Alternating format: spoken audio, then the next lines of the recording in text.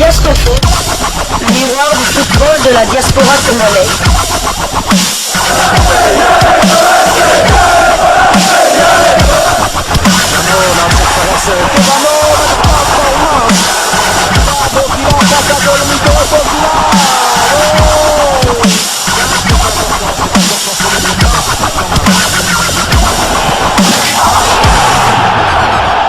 Diasco Foot, le miroir du football de la diaspora congolaise.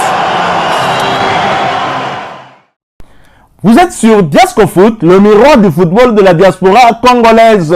Diasco Foot vous dit bonjour, tout le plaisir est pour nous de vous retrouver, mais surtout de savoir que vous êtes nombreux en train de suivre votre chaîne YouTube dédiée uniquement aux footballeurs de la diaspora congolaise. C'est l'heure de partager avec vous quelques news que nous avons pu récolter pour vous concernant certains de nos internationaux ou des binationaux. Le numéro d'aujourd'hui nous emmène en Finlande, en deuxième division, où Jean Mabinda Kinzumba et Nistan brûlent la politesse à l'EIF. Jean Mabinda Kinzumba et Nistan sont allés s'imposer sur le score de 2-0 sur la pelouse de l'EIF, pourtant en quatrième au classement. Cela en match comptant pour la 13e journée du championnat. Le jeune arrière latéral droit congolais était bien titulaire à l'entame de cette rencontre et a disputé l'intégralité de ce match dans l'axe central dans une défense à 3 que le staff technique avait décidé d'aligner à l'entame de cette partie. C'est un succès qui va leur faire beaucoup de bien alors qu'ils ont aligné 4 matchs sans victoire avec notamment 3 revers. Ils occupent après cette victoire la 13e place au classement et vont tenter de maintenir cette cadence lors de la prochaine journée. Le match est prévu pour le lundi 11 juillet prochain et ce sera devant Japs.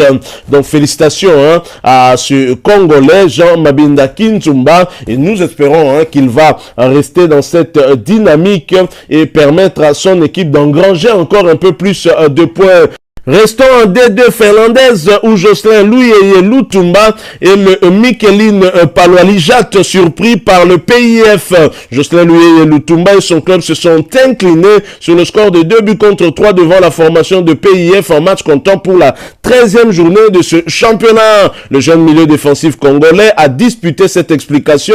Ils n'ont pas eu beaucoup de chance. Ils se sont battus mais ont pêché dans les détails qui ne leur ont pas permis de faire la différence. C'est un deuxième revers de suite pour eux et qui profite plus à l'équipe adverse qui récolte sur le plan comptable. Ils occupent après cela la 9e place au classement avec 13 petits points dans ce tournoi à 12 équipes. Ils vont tenter de se rattraper lors de la prochaine journée avec le déplacement sur le terrain de SJK Academia le lundi 11 juillet prochain. Alors nous allons quitter la deuxième division finlandaise. Nous allons cette fois-ci du côté de la Turquie pour avoir des nouvelles de notre international congolais. Il s'agit bien de Yannick Yala-Bolazi qui lance bien sa après-saison. En préparation de la prochaine saison sportive, la formation de Rizesport de l'ailier congolais Yannick Yala-Bolazi a fait jeu égal avec Konya Sport de Paul José Mpoku. Un but partout, c'est le score qui a sanctionné cette rencontre. Le match a eu lieu hier jeudi au camp des Urum. Tout s'est joué en première mi-temps et dans un espace de 4 minutes, Sokol Sika Alechi ouvrait la marque pour Konya Sport à la 34e minute. Cela ne tardait pas au marquoir car l'international congolais titulaire lors de cette rencontre permettait à son équipe de revenir au score à la 39e minute.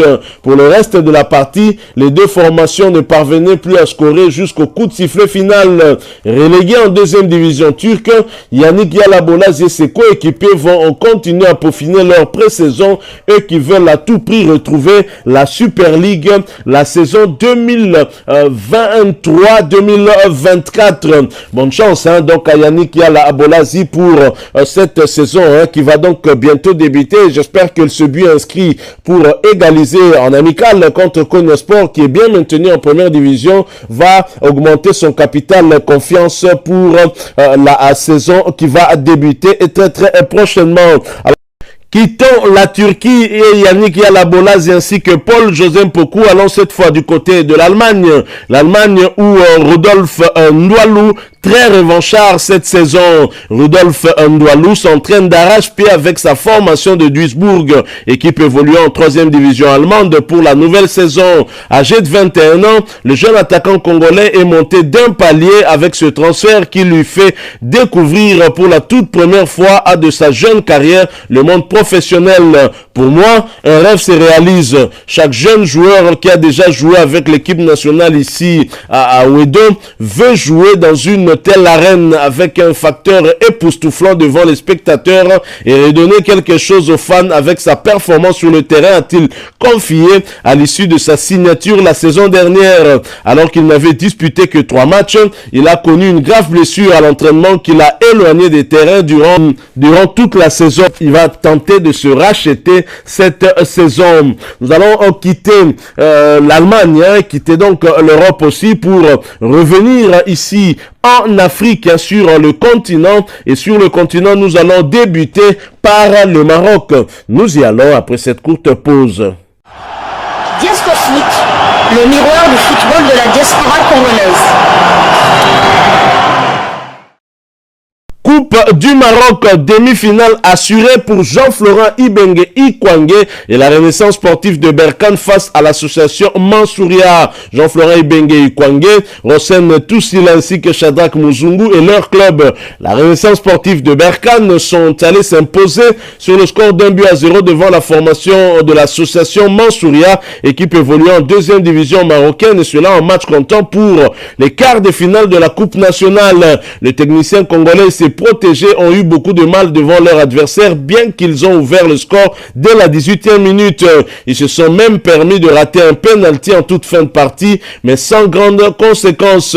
C'est une belle qualification pour les demi-finales pour l'ensemble de l'équipe. Après une fin de saison difficile en championnat, ils vont tenter d'aller jusqu'au bout de cette compétition. C'est vrai, Jean-Florent Ibenge est très critiqué par les fanatiques du club de la Renaissance sportive de Berkane et même les médias marocains. Certains d'ailleurs ont très clairement dit que Jean-Florent Ibenge ne sera pas de la partie la saison prochaine. Mais attention, le technicien congolais sait améliorer ses statistiques et le palmarès du club où il évolue. Il pourrait remporter cette coupe nationale à défaut de bien se positionner en championnat après avoir remporté la coupe de la Confédération africaine de football. Ce qui permettra au club marocain en tout cas d'améliorer son palmarès. Je ne doute pas un seul instant que cela puisse être possible. Bonne chance donc à Jean-Florent Ibenge Ikwangé pour la suite.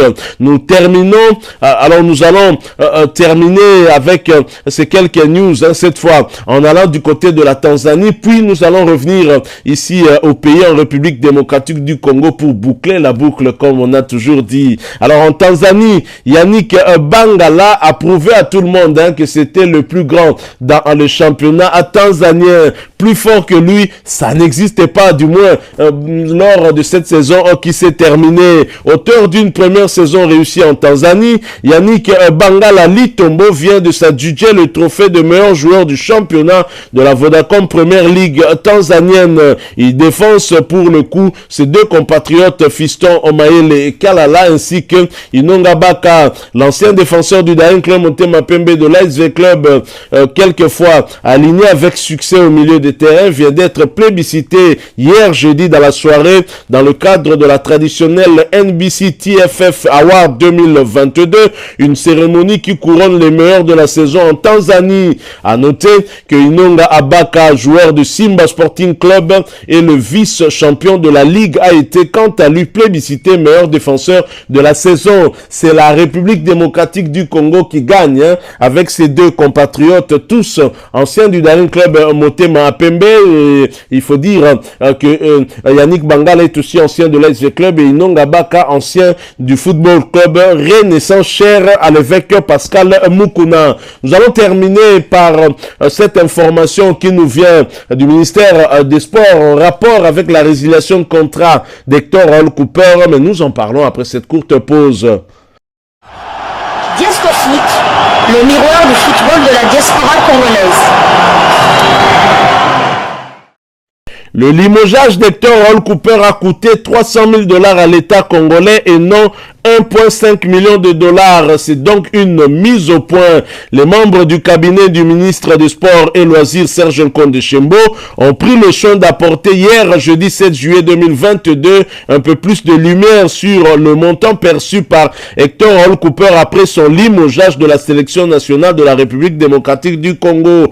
Balayant la mauvaise information fabriquée par le journaliste et analyste sportif Olivier Pengongo, qui a perdu sa crédibilité depuis un bout de temps, les proches de Serge Nkonde ont affirmé à l'opinion info.cd que l'État congolais a payé 300 000 $ aux techniciens argentins et non 1,5 million de dollars pour l'indemnité de licenciement du technicien argentin. La cérémonie de fin de contrat s'est déroulée le mardi 5 juillet dernier au cabinet du ministre des Sports et Loisirs. Après ce moment de divorce, Hector Hall Cooper a rencontré le premier ministre Jean-Michel Sama Lukonde Kyenge pour faire ses adieux au peuple congolais. Arrivé à la tête de Léopard A en mai 2021, Hector Hall Cooper présente un bilan de 3 victoires, 5 nuls et 5 défaites en 13 rencontres disputées. Le bail du technicien argentin devrait prendre fin en 2023. Après 2 journées des éliminatoires de la Coupe d'Afrique des Nations CAN Côte d'Ivoire 2023, la RDC occupe la dernière place du groupe I avec 0 points derrière la Mauritanie et le Gabon qui compte 4 points chacun, ainsi que le Soudan qui en compte 3. Voilà donc qui vient mettre fin à cette information visiblement fausse, sauf information au contraire, et donc qui met également fin à ces quelques informations qu'on a voulu partager avec vous.